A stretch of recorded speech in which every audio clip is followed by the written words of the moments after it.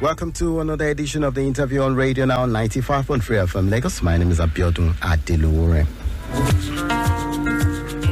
On the interview today, our focus is on leading with relational intelligence, the future of effective leadership in the African workplace. Our guest is Mr. Charles Okwebuno, who is a founder and CEO of RIMP Consulting. Welcome to the program. Hello. Thank you very much. It's nice to have you on. How are you doing today? I'm excellent. So what is relational intelligence and why is it essential for effective leadership in the African workplace?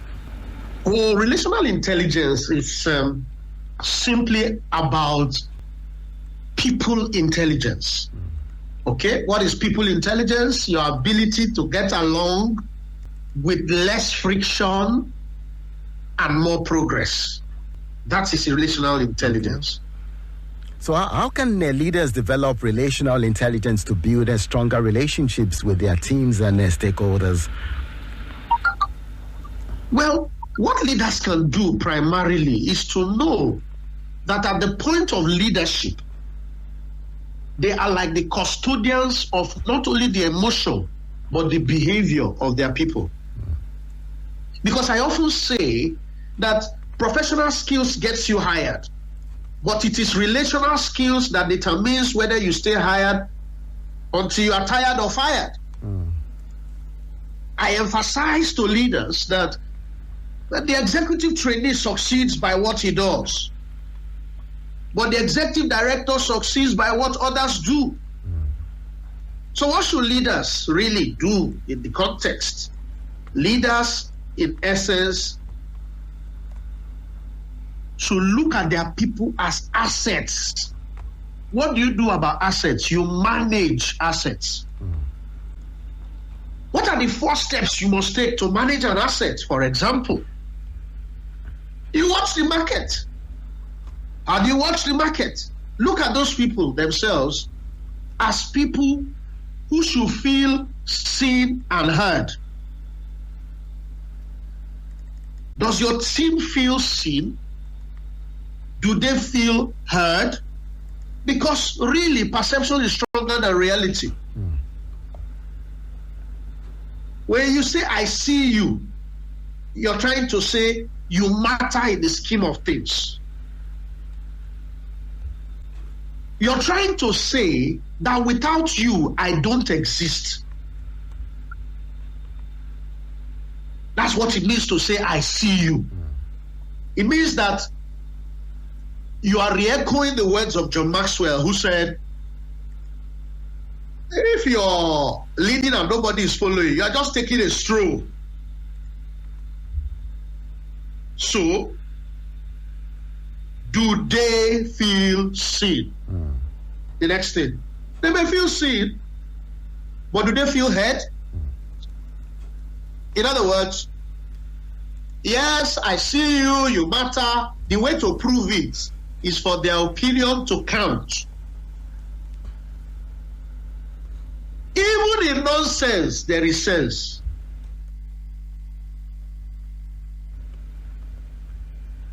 Are you following? Yes, I'm with you. So, it doesn't matter how out of sync the contribution may be. People think that you listen to get information. And that's what everybody knows. But there's more to it. You don't just listen to a person to get information. When you listen to a person, you give them validation. So they feel heard. So see them,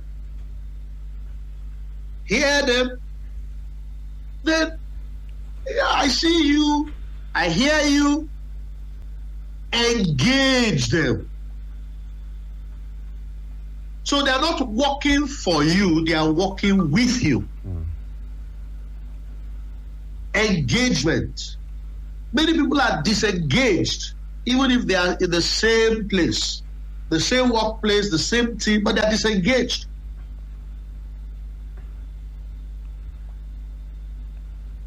And finally, water them. 4 ways to manage your assets. See it, hear it, engage it, water it. Are you taking more from the people that you are adding to them? Everyone has what is called the emotional bank, because you see, organizations or leaders are often concerned. They say, oh, it's about money.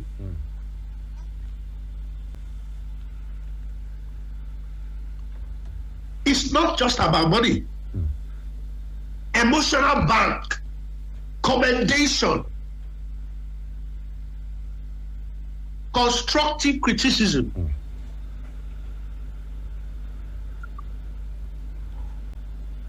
Mentoring, etc., etc. All right, I'd like to ask, what are some common challenges that leaders face in building and maintaining relationships in the workplace? Well, the most common challenge leaders face is the dynamism of man. So what makes a person important, what makes a person tick today may not make them tick tomorrow.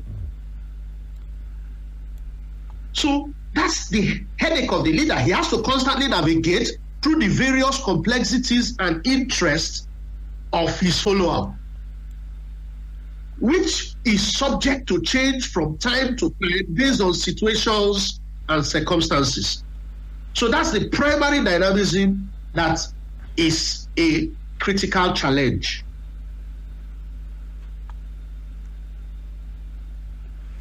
All right, let's look at cultural considerations now. How do cultural differences impact relational intelligence in the African workplace? That's an interesting question. Cultural differences will stem from generations. Okay, so the baby boomers, the millennials, the Gen Zs, and the Generation X, right? You know, these cultural differences and nuances. In a workplace, you can have all three generations. Every generation comes with its culture, because every generation is defined by their priority. The priority of the baby boomers, I want to make ends meet. At all costs, by all means, having a job validates me. With a string of responsibilities, from their younger ones to their family, to their extended family, baby boomers. Millennials, they began to shift. How many people do you have now accommodating cousin, brother, sister, children? No.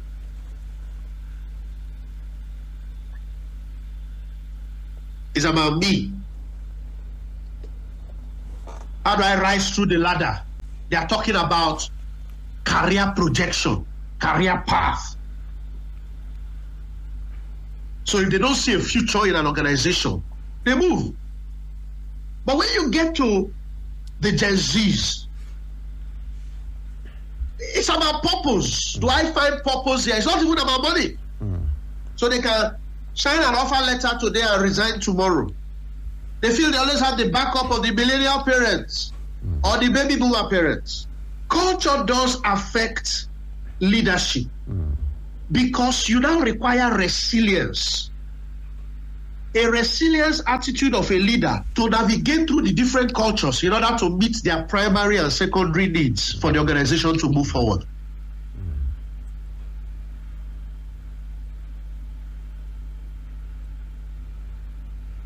Hello? Yes. All right, so looking at this now, how can leaders adapt their leadership style to accommodate different cultural contexts? The adaptation can only happen with information. Know your people. Know your people. Many leaders don't know their people. They say, let's focus on the job. That is the biggest mistake a leader can make. You cannot adapt or adopt what you do not understand. You cannot understand your people except you understudy them. What are the tools that you're deploying to be able to understand your people on a macro and micro level? That is where you start from. Because you first identify. If you identify a problem at the root, it will show you the fruit. Before you begin to talk of how to resolve, how to manage, and then how to prevent either the occurrence or reoccurrence.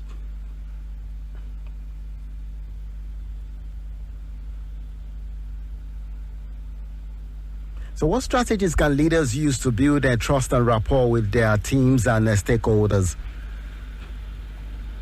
Interesting question. Strategy for building rapport. The first thing you need as a strategy is to be authentic. Authenticity is a unique strategy because people can see through pretense. A leader who says, do what I say, don't do what I do, can't get much out of his people, or even if he does, it will not be sustainable. Authenticity means you are able to overcome favoritism, no matter how tempting it may be. So in order to build trust, you must focus on two things as you remain authentic: equity and equality in the workplace. Be authentic, let them see your strength, let them understand your weakness, let them know where you're vulnerable, let them know that you did not get there by accident. Don't tell your staff how you were very perfect when you were in their shoes. Let them know their flaws and faults. Accommodate their faults and flaws. And then equity, equality. What that will bet for you in your workplace is unity and uniformity. All right, what are some effective communication strategies that leaders can use to build strong relationships? Well, one of the most effective communication strategies I will share with you will be what I call the sandwich approach. Because you see, as a leader, you're like, you have a panoramic view of the organization. You can see what's working, what's not working, and why. So one of the most common things you do is correction. And conflict often arises at that point. Because it's not what you say, but how you say it that matters. So when it comes to correction, the sandwich approach means you must identify deliberately and intentionally what that particular team member or team is doing right. Highlight it. Because if your communication is always about correction and not commendation, you're going to have challenges. So start with something they are doing right. Then mention the concern that you have. And then end on a positive note. Lara, you're late to work today.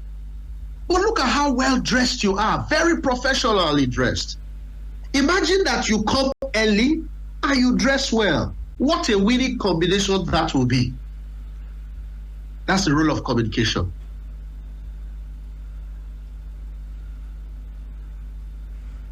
All right, as we begin to round off now, how will the concept of relational intelligence evolve in the future of leadership?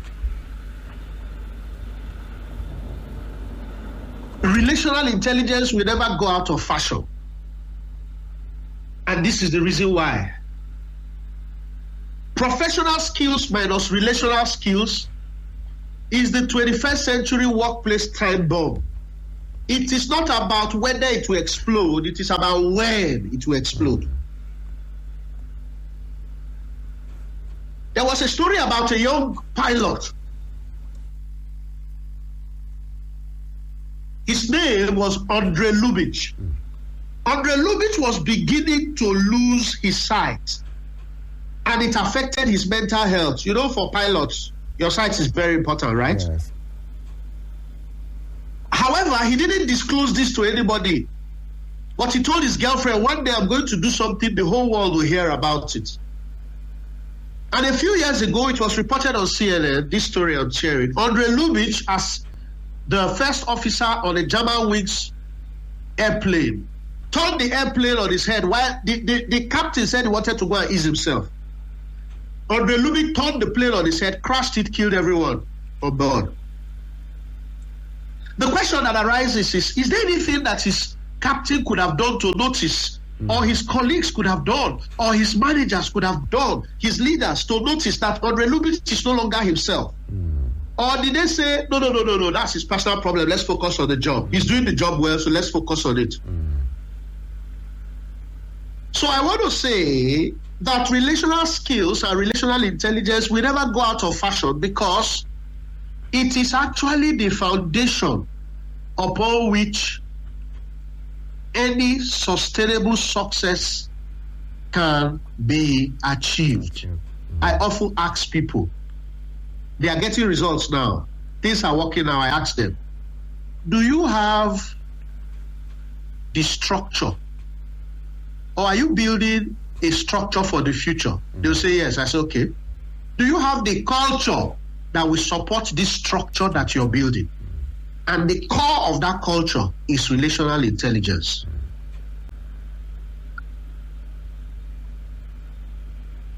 All right, finally now, what skills and competences will leaders need to develop to remain effective in a rapidly changing work environment? Number one, coaching skills. If you are always right, just know that you are wrong.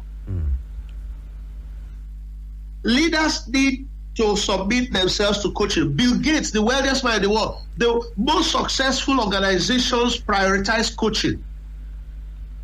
Because coaching enables a leader to see himself in a mirror. And the mirror does not lie. It aids analytical thinking, critical thinking, strategic thinking.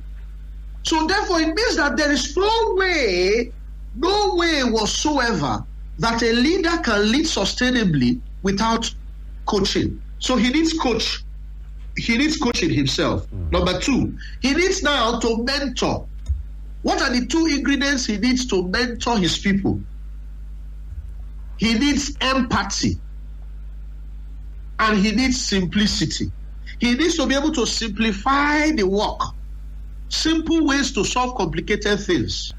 And then he needs empathy, which means he must put himself in their shoes before he puts them in his shoes. Coaching for himself, mentoring, mentoring skills to mentor others. These are two fundamental skills that he requires. All the other skills are fused into them. For example, emotional intelligence, communication skills, problem-solving skills, the IRMP model that we often espouse, etc., etc. Do you have a coach as a leader? That's an important question to ask leaders today. You don't know it all. So I'd like to thank you very much for your expertise and time on this conversation. We really appreciate you. Thank you very much for having me. Thank you very much. Do enjoy the rest of your day. I wish you no less but more. Thank you very much, sir. I've been speaking with Mr. Charles Ekwe-Bono, who is the founder and CEO of IRMP Consulting, Administration and Management. Our focus has been on leading with relational intelligence, the future of effective leadership in the African workplace. That's our packet for today on the interview on Radio Now 95.3 FM Lagos. Till we come your way again when we bring you another edition of the program, my name is Abiodun Adelore.